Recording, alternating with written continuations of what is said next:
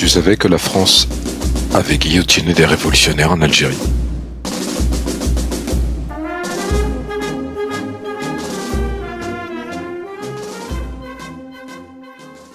Apprendre son histoire est un acte de résistance. Nous commémorons le 19 juin, exactement 60 ans après, la mort du martyr Ahmed Zabana. Allah yarham.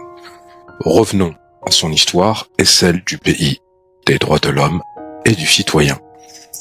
Durant la lutte de libération, que d'autres vont appeler guerre d'Algérie, le recours massif à la guillotine avait commencé en juin 1956, 3 mois après le vote en mars par le Parlement français de ce que l'on appelle les pouvoirs spéciaux au gouvernement Guy Mollet. Cela a marqué le lancement de la politique de répression massive en Algérie. Pierre Vidal-Naquet a considéré que la date de la première des exécutions à la guillotine, le 19 juin 1956, était une date cruciale pour faire tomber cette révolution. Alors revenons à ce 19 juin. Il est 4 heures du matin en 1956, quand Ahmed Zabana s'avance vers la guillotine en disant « Je suis fier de monter le premier sur l'échafaud ». Il le dit dans la prison Barberousse d'Alger, actuellement Serkadji, où il a rendez-vous avec la mort sans avoir jamais bénéficié de la moindre once de considération ni d'une justice équitable de la part de ses bourreaux. Pire encore, des témoins rapportent qu'il a été torturé dans sa cellule au quartier des condamnés à mort, qu'il a été tabassé, où il avait passé plusieurs mois. Il a été condamné à la peine capitale par le tribunal d'Oran. Ahmed Zabana, de son vrai nom Zahana, a été exécuté sans rémission. Quelques minutes auparavant, il lancera un cri prémonitoire. « Je meurs, mais l'Algérie vivra ». Il est né en 1926 à Zahana, dans le wilaya de Mascara, et il grandira dans les quartiers d'El Amri et de Medina Jdida. Dès son jeune âge, il fera partie des scouts musulmans algériens, une authentique école de patriotisme qui jouera un rôle déterminant dans le développement de son sentiment nationaliste.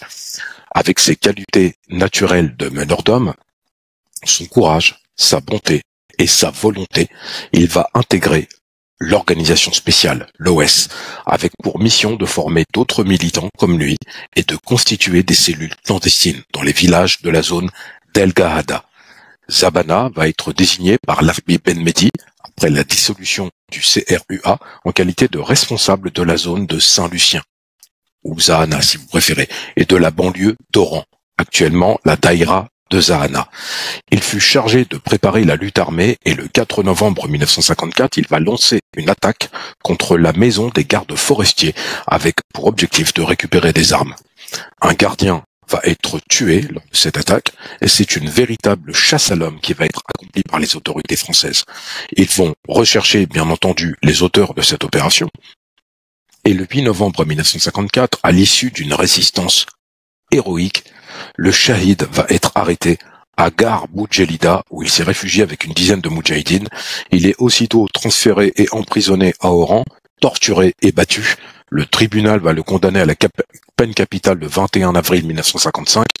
La veille de son exécution, il a écrit une lettre émouvante à ses parents. Le message est également adressé au peuple algérien, l'invitant à continuer la lutte en disant « S'il m'arrive quoi que ce soit, il ne faut pas croire que c'est fini. Mourir pour la cause de Dieu, c'est la vie éternelle, et mourir pour sa patrie, ce n'est qu'un devoir. Et votre devoir à vous, c'est d'avoir sacrifié l'être qui vous est le plus cher. Il ne faut pas me pleurer. Au contraire, il faut être fier de moi. » Ce sont les mots qu'il a écrits. Le paroxysme de la violence est attribué à qui dans ces cas-là? Aux révolutionnaires ou aux bourreaux?